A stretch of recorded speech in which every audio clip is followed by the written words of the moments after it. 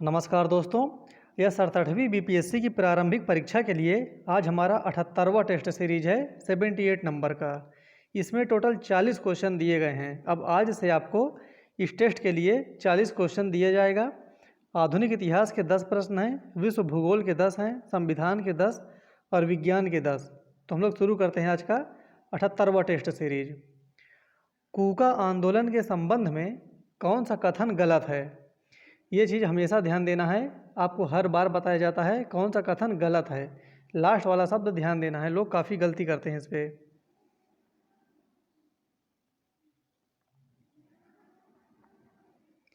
और जो इसका गलत है वो हो जाएगा बी, इसकी शुरुआत राजनीतिक आंदोलन के रूप में हुई थी। ये गलत है। बाकी जो 3 ऑप्शन दिए गए हैं, तीनों ऑप्शन बहुत ही महत्वपूर्ण हैं कूका आंदोलन के बारे में। ये तीनों आपको पता रहना चाहिए। दूसरा क्वेश्चन देखते हैं, निम्न में से किन स्थानों पर चौकीदार टैक्स न देने का आंदोलन चलाया गया था? इसका सही उत्तर हो जाएगा ई, उपर्युक्त में से एक से अधिक। क्योंकि ये जो चौकीदार टैक्स न देने का आंदोलन था, ये बंगाल में और बिहार में दोनों जगह एक साथ चलाया गया था। हेरका पंथ की स्थापना निम्न में से किसके द्वारा किया गया था? हेरका पंथ की स्थापना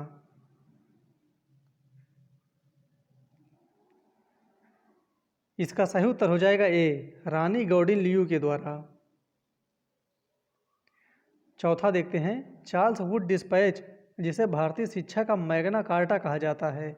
ये प्रश्न ही बहुत ज़्यादा इम्पोर्टेंट है, हमेशा पूछा करता है जो भारतीय शिक्षा का मैग्ना कार्टा किसे कहा जाता है। तो इसका सही उत्तर हो जाएगा चार्ल्स वुड डिस्पैच। और यहाँ पर कह रहा है कि कहा जाता है इसका गठन कब किया गया था। इसका सही उत्तर हो जाएगा सी, इसका गठन किया गया था 1854 में, चार्ल्स वुड डिस्पैच। अधोमुखी निस्यंदन सिद्धांत का समापन निम्न में से किस कमीशन के द्वारा किया गया था? उस कमीशन का नाम बताना है। इसका सही उत्तर हो जाएगा सी, इसको वुड डिस्पैच के अंतर्गत समाप्त किया गया था, अधोमुखी निस्यंदन सिद्धांत।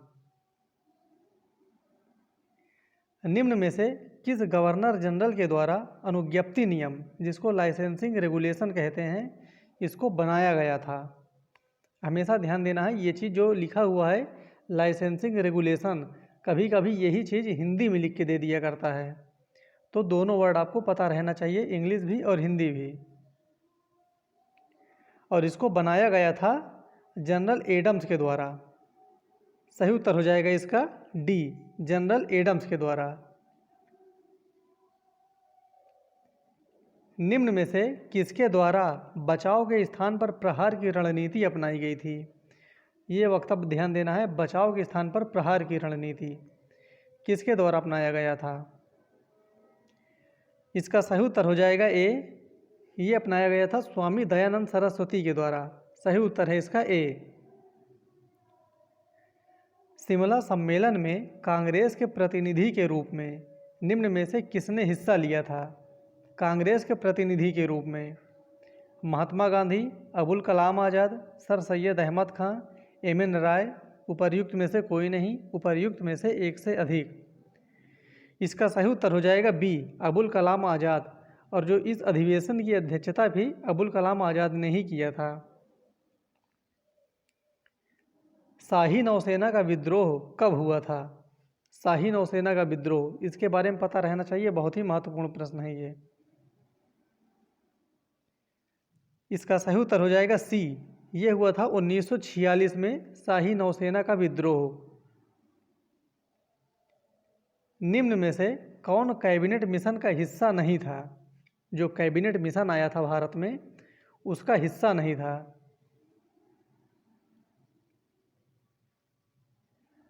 इसका सही उत्तर हो जाएगा डी, डी विलियम्स। ये इसके हिस्सा नहीं थे। और काफ़ी बार क्वेश्चन पूछा करता है जो कैबिनेट मिशन है इसके सदस्य कौन कौन थे? तो ये तीनों थे, sir Stafford Cripps, A V. Alexander, Pethick Lawrence. ये तीनों थे और तीनों महत्वपूर्ण नाम हैं।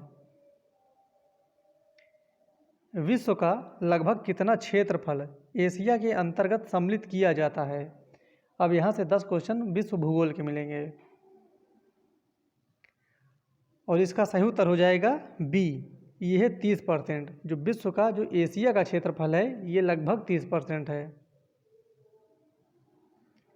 निम्न में से किसे पुष्कर द्वीप के नाम से भी जाना जाता है? पुष्कर द्वीप किन्हें कहा जाता है? इसका सही उत्तर हो जाएगा ए। पुष्कर द्वीप कहा जाता है लाओस और कंबोडिया को। लाओस और कंबोडिया को पुष्कर द्वीप कहते हैं। निम्न में से कौन एशिया और यूरोप के मध्य सीमा रेखा का निर्धारण नहीं करते हैं? काफ़ी महत्वपूर्ण क्वेश्चन है। एशिया और यूरोप के मध्य सीमा रेखा का निर्धारण नहीं करते हैं। इसका सही उत्तर हो जाएगा ए। यह है स्वेज नहर। ये एशिया और यूरोप के मध्य सीमा रेखा का निर्धारण नहीं करते हैं। बाकी ये तीनों यूराल पर्वत, भूमध्य सागर और काला सागर ये तीनों करते हैं। एशिया निम्न में से किसके द्वारा उत्तरी अमेरिका से अलग होती है? उत्तरी अमेरिका से एशिया को कौन अलग करता है? सिंपल सा ये क्वेश्चन पूछ रहा है और इसका सही उत्तर हो जाएगा सी। ये है बेरिंग जल संधि। ये अलास्का के साथ है, अलास्का और रूस के पास। यही एशिया और उत्तरी अमेरिका को अलग करती है, बेरिंग जल संधि। निम्न में से कौन स्थल अवरुद्ध देश नहीं है?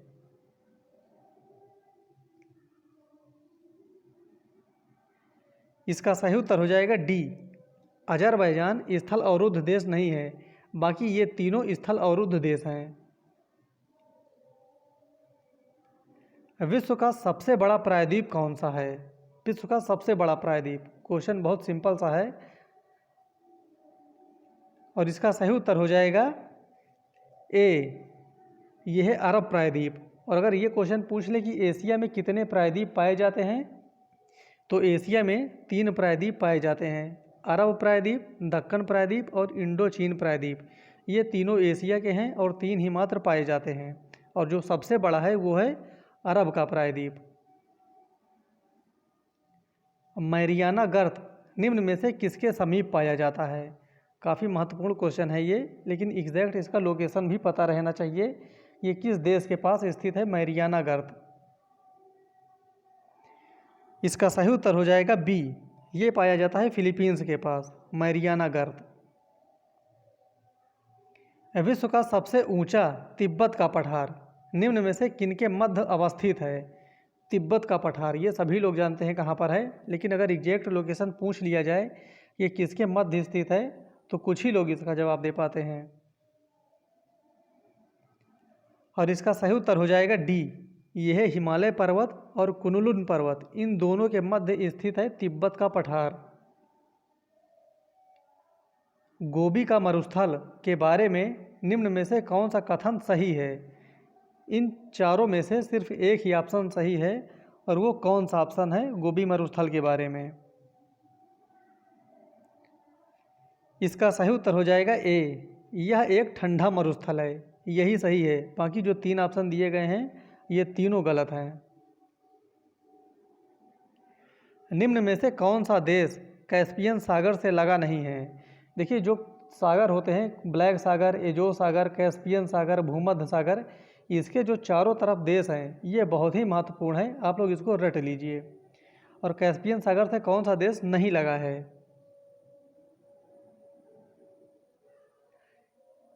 इसका सही उत्तर हो जाएगा डी। ये है यूक्रेन। यूक्रेन कैस्पियन सागर से अपनी सीमा रेखा साझा नहीं करता। निम्न में से कौन सा कथन सही है? ये बहुत ही महत्वपूर्ण क्वेश्चन है। हर एक एग्जाम में यहाँ से एक प्रश्न आना ही आना है। आप लोग ये जो 4 ऑप्शन दिए गए हैं इसमें से चारों ऑप्शन को दिमाग में एकदम फीड करके रखिए और इसमें से कौन सा कथन एक सही है ये बताना है। इसका सही उत्तर हो जाएगा डी। सर्वप्रथम प्रस्तावना को अमेरिकी संविधान में लागू किया गया, ये क्वेश्चन सही है। बाकी जो ऊपर के 3 ऑप्शन दिए गए हैं ये तीनों गलत हैं। और यहाँ पर ये चीज़ ध्यान देना है, अगर इन तीनों ऑप्शन में ए बी सी में अगर नहीं शब्द लगा दिया जाए तो ये तीनों सही हो जाएंगे, क्योंकि संविधान में संविधान का उल्लंघन शब्द को परिभाषित किया गया है। यहाँ पर ये लिखा है, अगर यहाँ ये लिखा होता कि नहीं किया गया तो ये भी सही हो जाता। यहाँ पर बजट शब्द का उल्लेख किया गया है, यहाँ पर नहीं लग जाता तो ये भी सही हो जाता।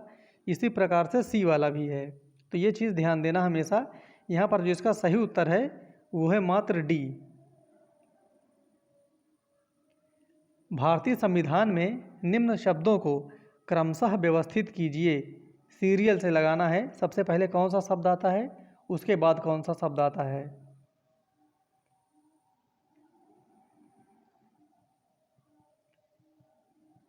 इसका सही उत्तर हो जाएगा ए, यह है समाजवादी, धर्मनिरपेक्ष और अखंडता।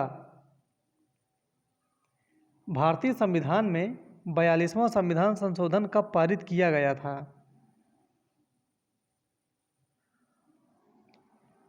इसका सही उत्तर हो जाएगा सी, ये पारित किया गया था 1976 में। भारतीय संविधान में निम्न में से किस न्याय का वर्णन नहीं किया गया है? एक ऐसा न्याय है जिसका वर्णन नहीं किया गया है भारतीय संविधान में।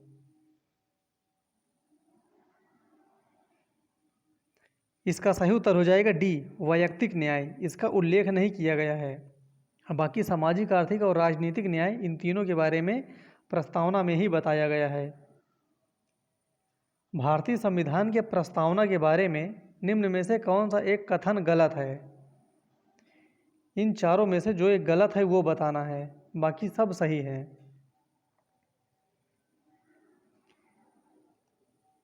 इसका सही उत्तर हो जाएगा सी, LIC ऑफ इंडिया का जो मामला है, ये प्रस्तावना कहता है कि प्रस्तावना संविधान का भाग है और नहीं भी है। ये जो तथ्य है ये गलत है। बाकी इसमें जो ए, बी और डी ऑप्शन दिए गए हैं ये तीनों सही हैं और ये तीनों बहुत ही महत्वपूर्ण है। परीक्षा में हमेशा पूछा करता है कि बेरूबारी के मामले में संविधान की प्रस्तावना में क्या प्रावधान किया गया था, तो इसमें साफ साफ कहा गया था कि जो प्रस्तावना है वो संविधान का भाग नहीं है। केशवानंद भारती मामले में कहा गया था कि ये संविधान का भाग है। LIC ऑफ इंडिया के बारे में कहा गया था कि ये आंतरिक हिस्सा है, जबकि यहाँ पर आंतरिक हिस्सा वर्ड नहीं दिया गया है, इसलिए ये कथन गलत हो जाएगा। प्रस्तावना को अब तक कितनी बार संशोधित किया गया है? बहुत ही महत्वपूर्ण क्वेश्चन है ये भी, और इसका सही उत्तर हो जाएगा ए, प्रस्तावना को मात्र अब तक एक ही बार संशोधित किया गया है। और इसका सही उत्तर है ए, प्रस्तावना को अब तक केवल एक बार 42वें संविधान संशोधन के द्वारा संशोधित किया गया। फजल अली आयोग का गठन कब किया गया था? ये जो राज्यों की निर्माण प्रक्रिया है फजल अली आयोग के माध्यम से ही किया जाता है और इसका गठन किया गया था सी 1953 में। फजल अली आयोग का गठन, ये इसके अध्यक्ष थे। आज़ादी के बाद देसी रियासतों का एकीकरण के लिए उनको कितने विकल्प दिए गए थे? जो उस समय देसी रियासत थे भारत में 500 से अधिक, उनको कुछ विकल्प दिए गए थे जिन्हें उनको सिलेक्ट करना था। वो कितने विकल्प थे? इसका सही उत्तर हो जाएगा बी, देसी रियासतों को 3 विकल्प दिए गए थे। और वो 3 विकल्प कौन कौन से हैं तो यहाँ पर लिखा हुआ है तीनों के बारे में कि भारत में शामिल हों, एक ऑप्शन ये दिया गया था। दूसरा ऑप्शन था कि वो पाकिस्तान में शामिल हो जाएं और तीसरा ऑप्शन था कि वो स्वतंत्र रहें। राज्य पुनर्गठन अधिनियम 1956 को किस संविधान संशोधन के अंतर्गत सम्मिलित किया गया था? इसका सही उत्तर हो जाएगा ए, 7वें संविधान संशोधन के अंतर्गत। राज्य पुनर्गठन अधिनियम 1956 के बाद 1 नवंबर 1956 तक भारत में थे कितने राज्य और केंद्र शासित प्रदेश थे, ये बताना है। 1 नवंबर 1956 तक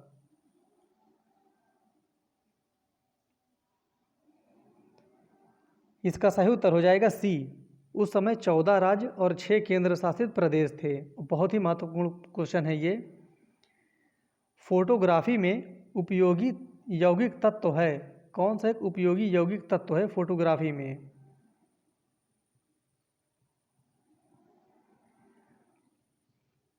इसका सही उत्तर हो जाएगा बी, सिल्वर ब्रोमाइड। ये फोटोग्राफी में बहुत ज़्यादा उपयोगी तत्व है। निम्नलिखित सिल्वर लवड़ों में किसको कृत्रिम वर्षा उत्पन्न कराने के लिए प्रयोग किया जाता है?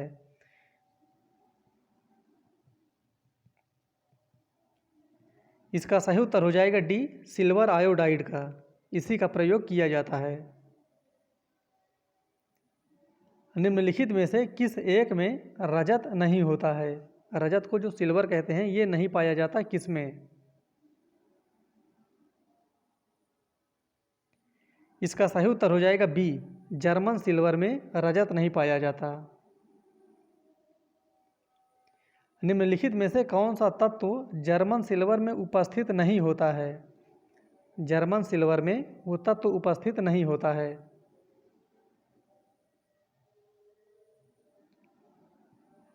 इसका सही उत्तर हो जाएगा बी, एल्युमिनियम में। एल्युमिनियम में जर्मन सिल्वर नहीं पाया जाता। अच्छा, जितने इसमें क्वेश्चन दिए गए हैं मोस्टली जो साइंस के क्वेश्चन होते हैं वो बीपीएससी हो चाहे यूपीपीएससी हो, सभी में साइंस के रिपीटेड क्वेश्चन ही ज़्यादातर आते हैं। इसलिए ये जितने क्वेश्चन दिए गए हैं ये सभी प्रश्न आ चुके हैं और बहुत ही महत्वपूर्ण है ये। निम्नलिखित में से कौन सी धातु स्वतंत्र अवस्था में पाई जाती है? ये बहुत ही महत्वपूर्ण प्रश्न है। यहाँ पर ये चीज़ देखना है आपको कि कौन सी स्वतंत्र अवस्था में पाई जाती है और कौन सी नहीं पाई जाती। दोनों क्वेश्चन पूछा करता है एग्जाम में। और इसका सही उत्तर हो जाएगा बी, ये जो सोना है ये स्वतंत्र अवस्था में पाई जाती है। बाकी एल्युमिनियम, लोहा, सीसा ये स्वतंत्र अवस्था में नहीं पाई जाती, ये भी क्वेश्चन पूछा करता है। कमरे के ताप पर कौन सी धातु तरल अवस्था में बनी रहती है?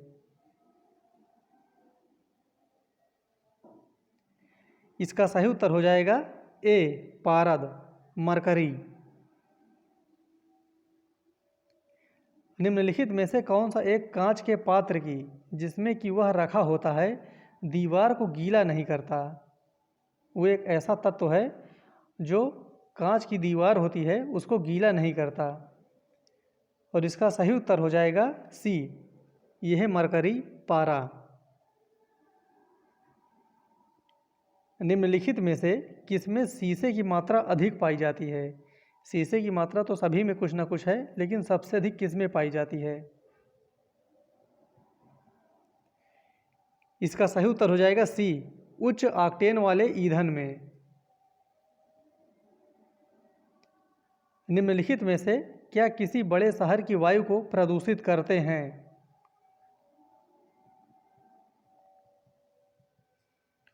इसका सही उत्तर हो जाएगा सी, सीसा। निम्नलिखित में से क्या जल में घुलनशील नहीं है? जो जल में घुलनशील नहीं है वो बताना है। यहाँ पर विटामिन नहीं, धातु के बारे में कह रहा है।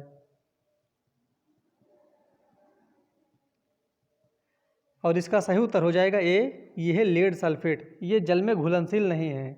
इस प्रकार से आज हमारे 40 क्वेश्चन कंप्लीट हुए। फिर मिलते हैं अगले वीडियो में, तब तक के लिए धन्यवाद।